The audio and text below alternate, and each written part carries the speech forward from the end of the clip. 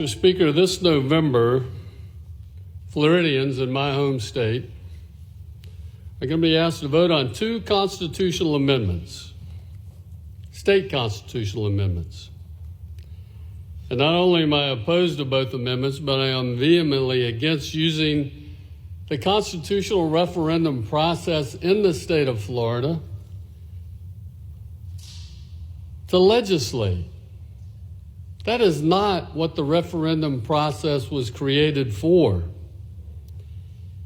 This was designed to amend our state constitution, not to legislate. We have a legislature. We have a process to pass laws that do not involve radically changing our Constitution. The referendum process seeks to circumvent Florida's legislative process by offering quick, easy, and often worse fixes to complicated problems. Need I remind everyone, Mr. Speaker, this is amazing that in Florida's state constitution, we have pregnant pigs discussed. I'm not making that up. If you're unfamiliar, in 2002, Floridians passed a constitutional referendum that made it unlawful to confine a pregnant pig in an enclosure that would prevent her from being able to turn around safely in that pen. That's in our Constitution. We were the laughingstock of the nation. While Florida's Constitution is silent on the rights of cows, horses, chickens, or other barnyard animals, it addresses in considerable detail the rights of pregnant pigs. Unbelievable. We passed that into Florida law. With referendums, voters are forced to make decisions about complicated issues with little information they receive, which is sometimes often just from political messaging, TV, radio ads. It's whoever can buy the most influence through the media who gets their referendum passed by the people. For those of you that don't know, Florida's referendum process requires signatures in support of a proposed amendment from 8% of the total votes cast statewide in the last presidential election from 1/2 of the 27 congressional districts in the state of Florida. Now that's a tough challenge. It's an expensive challenge. It's a huge undertaking that is usually only backed by large organizations with immense financial capability. This is not something for the people. They buy and sell an idea they can't get passed through our state legislature. That's what this special interest money is able to buy. State constitutions should be what define the supreme law governing a state, the civil liberties and the rights of its people, and the structure and power of the state's government. As the governing document, what we put in should be carefully defined and agreed upon. Unlike writing legislation, definitions are not even required in these constitutional referendums as long as the amendment is, and I quote, clear to voters. That leaves so much room for interpretation, and it's up to the state to host a lot of unnecessary lawsuits. That brings me to our current predicament this November. Neither Amendment 3 nor Amendment 4, I believe, should be voted on at the ballot box. These are structural state constitution issues. That's what referendum should be used for, not this Florida's Amendment 3. Put it up. The issue needs to be thoroughly examined and decided on by our state legislature and the governor. We are a democratic republic for a reason. Referendums are shortcuts to hard answers. In order to govern well, we must leave the legislating to our state legislatures. Now, I'm rising today firmly opposed to Amendment 3, which, as you can see, is the marijuana legalization initiative, a referendum that Floridians are being asked to vote on this November at the ballot box. And there are so many misunderstandings about what this referendum will actually do. So let's get into them. First, this amendment would not legalize homegrown marijuana, as you see in the top left here, or top right, I'm sorry. This amendment, instead, it only allows state licensed entities to acquire, cultivate, process, manufacture, sell, and distribute marijuana and related accessories. Currently, medical marijuana treatment centers are the only state licensed entities. They will remain the only ones allowed to trade in marijuana in the state of Florida. So instantly you create pretty much a monopoly. If someone wanted to legally grow and or sell marijuana products, they would have to get approval from the state's legislature first. But this will create a monopoly for big marijuana corporations who already have licenses to legally sell marijuana to anyone over 21 in the state. Now, this is one of the most amazing parts of this that you never hear talked about in the ads that they actually are producing. And that is the fact that these corporations that are going to have this monopoly, they also get legal immunity. Legalized immunity. It will not get fentanyl-laced marijuana off our streets, as some have said. Supporters of this amendment claim it will better regulate the marijuana circulating, but evidence tells a very different story. In states where recreational marijuana has already been legalized, we have seen illegal drug markets flourish. People still turn to illegal and unsanctioned drug dealers to purchase marijuana because it's cheaper or easier to purchase no matter your age. So according to the Rutherford Center of Alcohol and Substance Abuse Studies, California, they legalize it. California produces about 40% of the nation's marijuana, the vast majority of it grown by unlicensed growers. With 3/4 of the U.S. marijuana market made up of illegal products, that means that California is fueling a massive underground economy. Of course, with a flourishing black market comes an increase in crime. Again, take California, for example. It was the first state in the nation to legalize the medical use of the drug in 1996. The state would go on to legalize recreational use in 2016. And recent California police reports suggest that arrests for marijuana-related crimes have increased following legalization.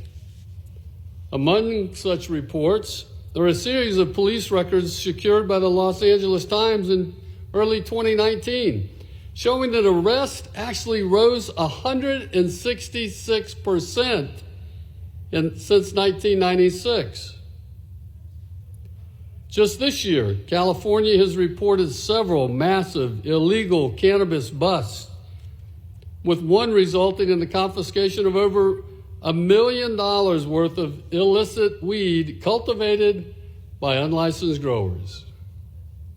It doesn't go away. It just stays underground.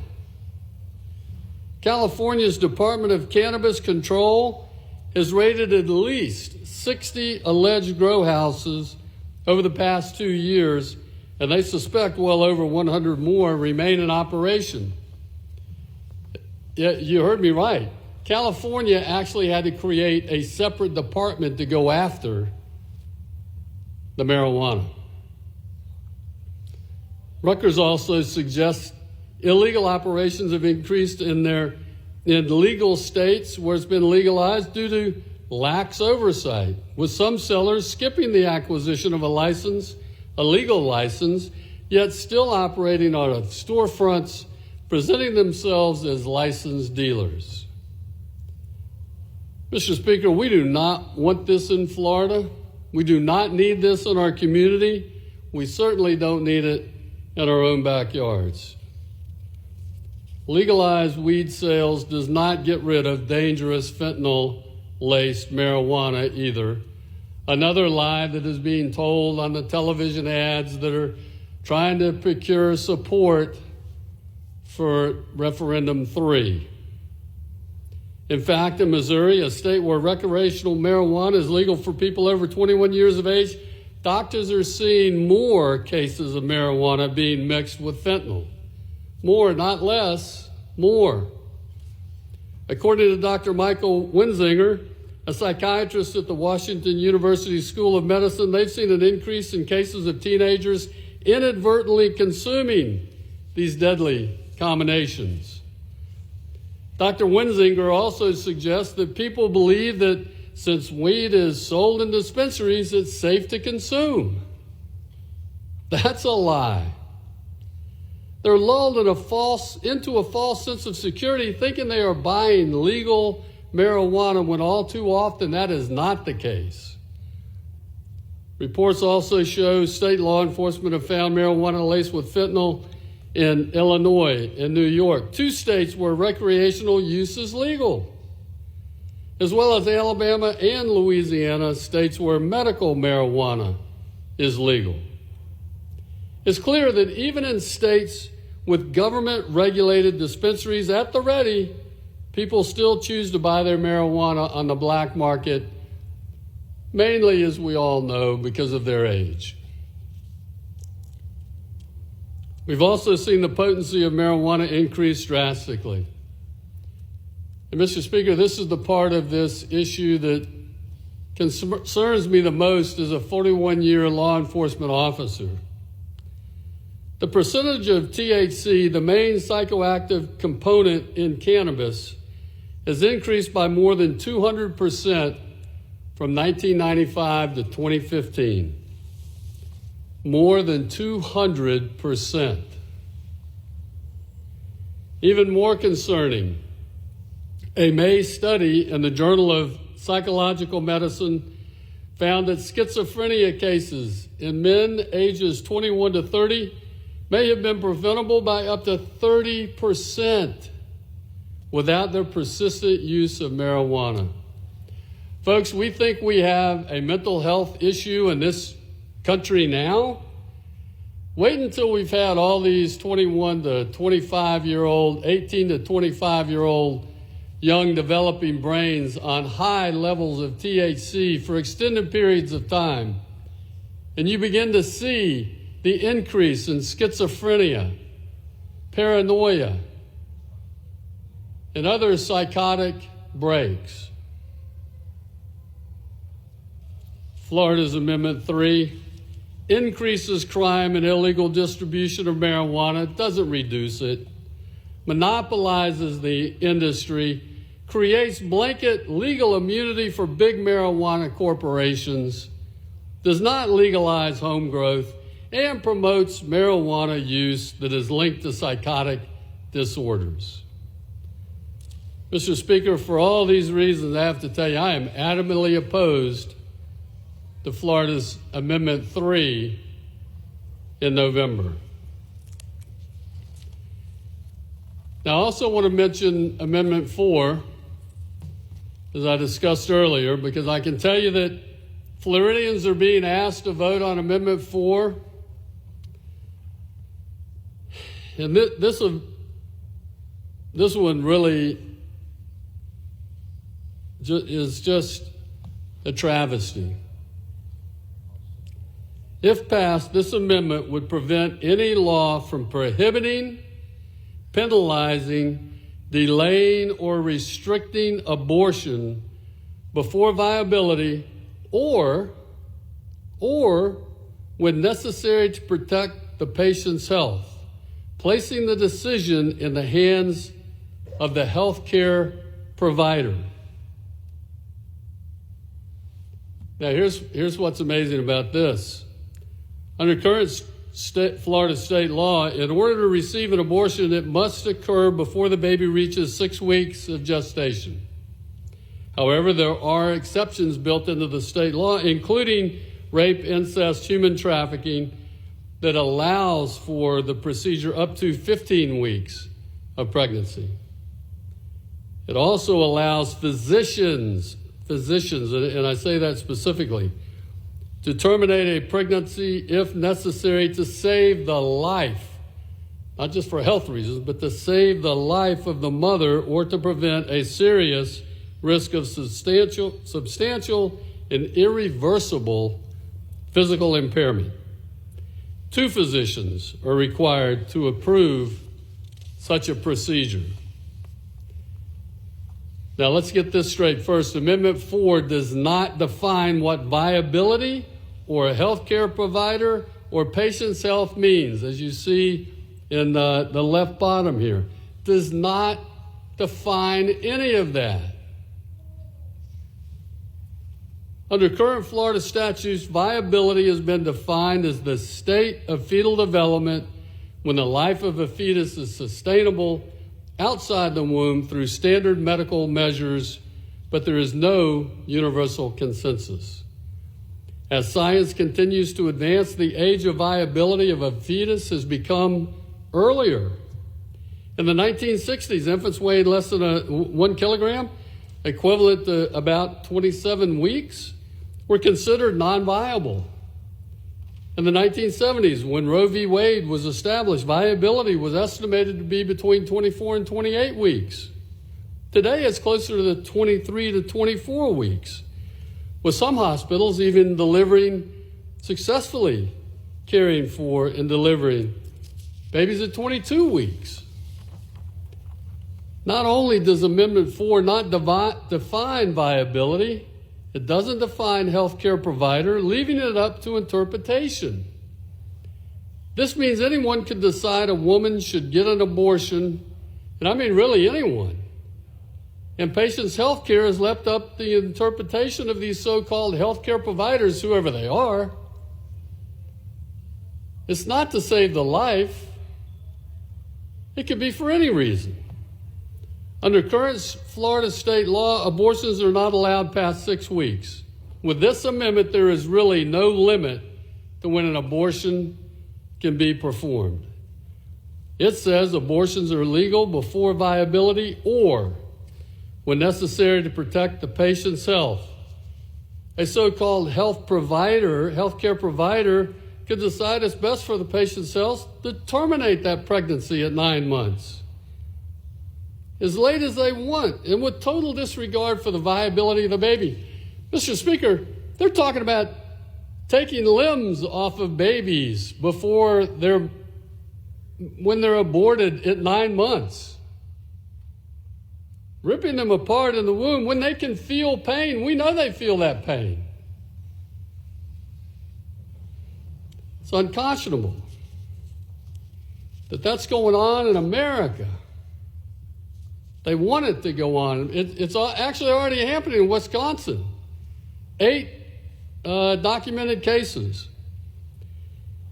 This is essentially approving a rubber stamp for late-term abortions, going even further than Roe v. Wade.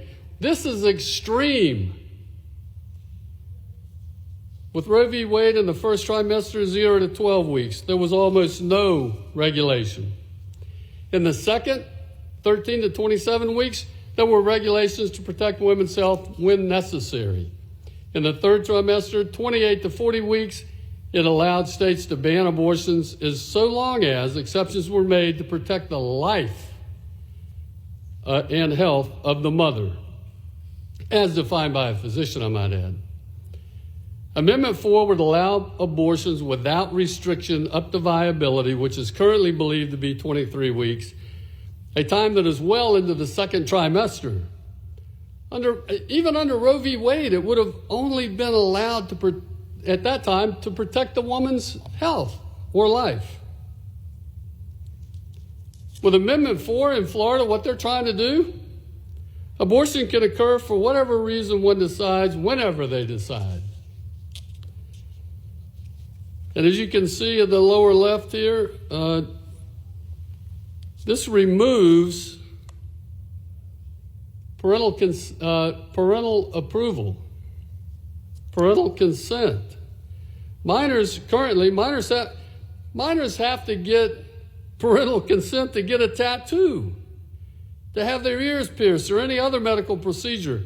That's not Florida law. This amendment, however, would only require notification but not permission. And guess what, Mr. Speaker? That means parents can be notified immediately before or even after your 14-year-old daughter has had an abortion by one of these health care providers at any time in her pregnancy.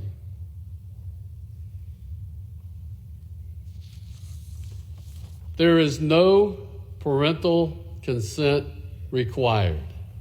Now, if you watch the television ads that are being run in the state of Florida right now, you would not think that to be the case. This constitutional amendment in the state of Amendment 4 is the most deceptive amendment I've ever seen. It's not what it seems, and it has no place being voted on in the ballot box. In fact, Mr. Speaker, this is Amendment 4. This is Amendment 4 printed out. And it's just this little piece at the top, less than a quarter of a page to take the life of a baby at 9 months old when we're going to rip its limbs off to abort it. Less than a quarter page. This is a tax referendum. 8 pages. We're more clear about how we're going to cut taxes than we are about how we're going to execute a baby in the womb. Tell me that's not deceptive. And the ads that they run are so misleading. They create such falsehoods. When a referendum on taxable values of a home is far more fleshed out and defined than one concerning the life of a child, it's ridiculous. This is bad legislation. This is a bad way to legislate in our Constitution. It's a bait and switch trying to fool Floridians into changing our Constitution to include abortion without any restrictions. And I urge all Floridians to vote no on this amendment. Referendums are shortcuts to hard answers. Let's leave the hard answers to the state legislature where it belongs. That's why we are a democratic republic. Let them do their job. Do not allow those with special interest money to decide what the law is going to be in Florida. With that, Mr. Speaker, I yield back. Gentleman yields.